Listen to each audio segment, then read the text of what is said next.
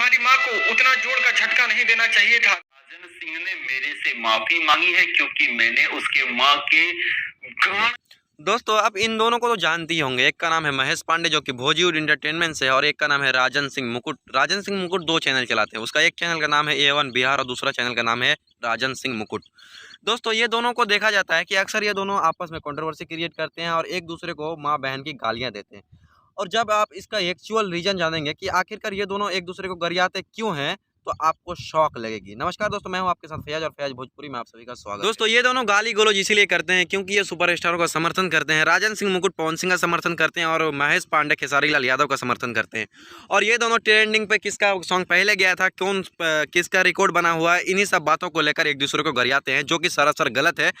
और दोस्तों कुछ भी हो, लेकिन माँ बहन का गाली किसी को नहीं देना चाहिए। लेकिन आप इन दोनों चमचों के बारे में क्या सोचते हैं, आप हमें कमेंट सेक्शन में बताइए। मिलते हैं किसी इंटरेस्टिंग वीडियो के साथ, तब तक के लिए जय हिंद, सुखी रहो, सलामत।